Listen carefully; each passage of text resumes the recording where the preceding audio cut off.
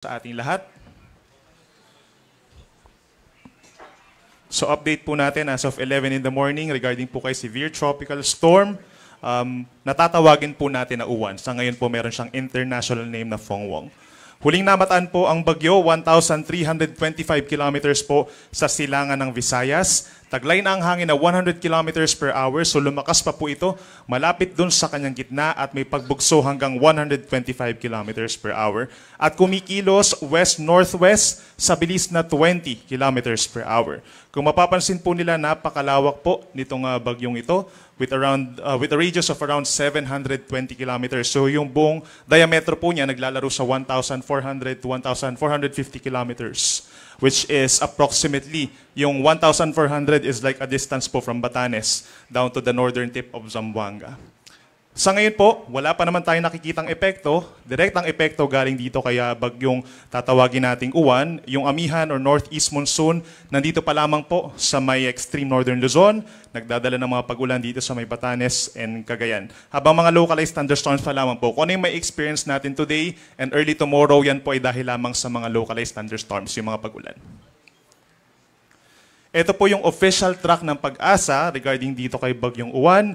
Base sa ating latest track, mamayang late evening or bukas ng umaga, ito po ay papasok na ng ating area of responsibility. Papangalanan nga po natin na Uwan. And by that time, ito po ay nasa typhoon category na nasa around 120 to 130 kilometers per hour yung taglay na hangin. Simula naman po bukas hanggang sa Lunes, generally west-northwest po ang tinatahak nito na direksyon. At possible, habang nandito po sa may Philippine Sea, pagsapit po ng Linggo, ay lalakas pa ito bilang isang super typhoon. So sa pagpasok niya, magkakaroon po ng rapid intensification. Approximately 185 to 195 kilometers per hour habang papalapit po dito sa may Luzon.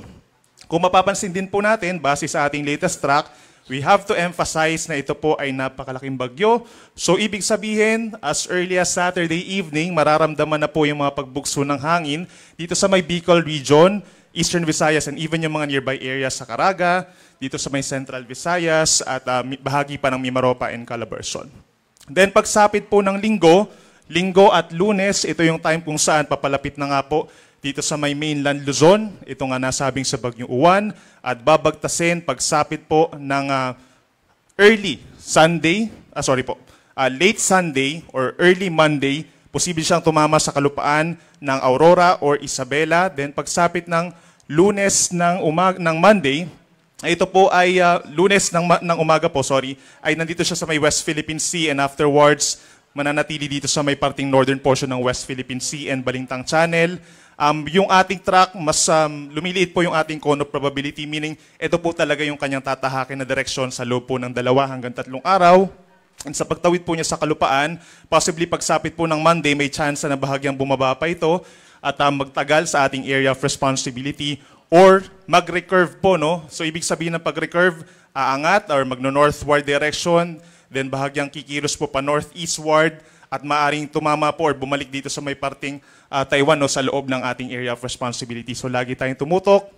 Again, inuulit natin, magiging malakas, 185 to 195 kilometers per hour. Yung kanyang estimated po na radius sa ngayon is 720 kilometers. At yung paglapit po niya, more or less, nasa ganun din po yung magiging radius niya. So kung ipo-project po natin yung ganito kalawak po na bagyo na may dalang malakas na hangin at ulan, basically, most of Luzon and Visayas po talaga maapektuhan ng malakas na hangin at malakas ng ulan with direct emphasis or with strong emphasis again dito sa may Eastern Visayas, Bicol region. Halos direct hit na rin po, no, kung tutuusin dito sa may parting Catanduanes. And then Metro Manila, mga nearby areas din po maapektuhan directly nitong bagyong ating binabantayan na si Uwan. As a review, papasok po siya later tonight or tomorrow early morning. Magkakaroon ng close approach sa may Samar Island and Bicol region Sunday ng umaga hanggang tanghali. At possible siya maglandfall sa may Aurora on late Sunday. Sunday and Monday, pinakang crucial part po. Sa ngayon, wala pa tayong nakataas sa tropical cyclone wind signals or babala sa hangin. Pero posible po itong itaas as early as this afternoon or mamayang gabi.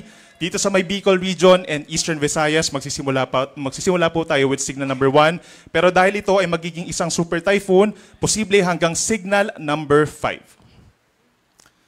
Ito naman po yung ating rainfall forecast. So within the next 24 hours, ngayon hanggang bukas ng umaga, wala pa tayong mararanasang direktang epekto. No? Pero pagsapit po ng bukas ng tanghali hanggang Sunday ng tanghali, ito yung time kung saan nasa loob na ng PAR, nasa may silangan po ng Bicol, itong si Bagyong Uwan, meron po tayong posible agad na higit 200 millimeters sa dami ng ulan dito po sa may Catanduanes.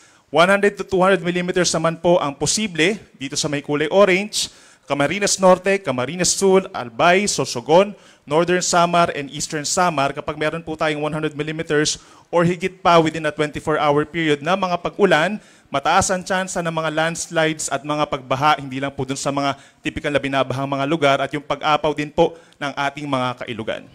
Meron naman po tayong 50 to 100 millimeters na dami na ng pag-ulan simula po bukas ng tanghali dito sa may eastern sides pa po ng Luzon and Visayas. From Cagayan down to Isabela, Quirino, Aurora, Quezon, gayon din ang Romblon, Marinduque, Masbate, Samar Province, Biliran, and Leyte. Aasahan din po yung mga moderate to at times heavy rains. Magsisimula po yan bukas, pero mas dadami pa yung mga pag-ulan pagsapit ng araw ng linggo.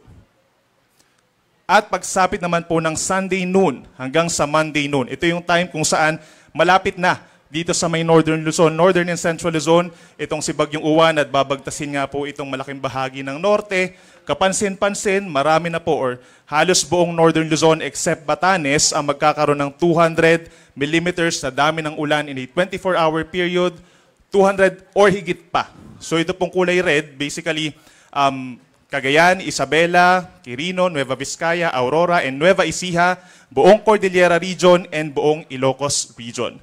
Yung orange naman po, ibig sabihin yan 100 to 200 millimeters sa dami ng ulan simula Sunday ng tanghali dito sa natitirang bahagi po ng Central Luzon, Metro Manila 100 to 200 millimeters. Gayun din po ang Cavite, Rizal, Laguna, Quezon, Camarines Norte, and Camarines Sur as well as Catanduanes. At pag 50 to 100 millimeters naman po simula po Sunday noon hanggang Monday noon, possible po yan dito sa may Batangas, sa Occidental and Oriental Mindoro, Marinduque, Romblon, Albay, Sorsogon, Masbate, hanggang dito po sa may Northern Samar, and even dito sa may Aklan and Antique, posible pong umabot sa 100 millimeters ang dami ng mga pag-ulan. Inuulit natin, yung mga ganitong karaming pag-ulan po, associated kay Bagyong Tino, posibleng magdulot ng malawakang pagbaha, lalo na dun sa mga low-lying areas o yung malapit po sa mga kabundukan naman, is possible din po na mag-cause ng landslides or pagguho ng lupa. Meron tayo diyang mga major river basins po dito sa Luzon. No? Make sure na coordinated tayo sa ating mga local government units. Sunday and Monday, mataas ang chance na magtataas tayo ng mga heavy rainfall warnings na hanggang kulay pula. And balikan na lang din po natin no, sa mga nagtatanong naman po, doon sa mga areas na dinaanan po ng Bagyong Tino dito sa may pating Palawan, natitirang bahagi ng Visayas by Sunday and Monday, asahan din po yung mga kalat-kalat ng mga pag-ulan. Well, hindi po siya nakikita nga abot pa ng, ng 50 millimeters. Subalit yung kalat-kalat ng mga pag-ulan po natin, so hindi po siya aabot ng 50 millimeters na nakikita natin so far, no? Pero dahil nga magkakaroon man lang ng light to moderate rains, ito ay posible pa rin mag-aggravate po ng mga landslides dahil knowing na nitong mga nagdaang araw, nagkaroon nga po ng mga pag-ulan doon na malalakas. Sa ngayon po, wala pa naman tayong nakataas na gale warning. Meron tayong moderate to rough seas na sa ngayon po dito sa may parting extreme northern Luzon at sa silangang baybayin po ng Luzon and Visayas. Pero starting po tomorrow, magtataas tayo ng gale warning dito po sa mga baybayin ng Bicol Region and Eastern Visayas. Magsisimula po yan sa mga 5 metrong taas ng mga pag-alon. So most likely magkakaroon na ng mga sea travel suspensions starting tomorrow at magtatagal po yan sa araw ng Lunes habang dumatawid po itong si Bagyong Uwan sa may Luzon. And then, bukod pa dyan yung storm surge warning, hindi pa natin nakikita in the next 24 hours. Pero habang lumalapit po ang bagyo, nakikita natin na magkakaroon din po ng babala ng daluyong dito po sa silangang baybayin po ng Luzon and Visayas starting tomorrow hanggang sa Sunday. And Sunday to Monday, basically buong northern and some parts of Central Luzon magkakaroon din po ng storm surge warnings. So yan muna ang latest mula po dito sa weather forecasting, mula po dito sa Weather Division ng Pag-asa.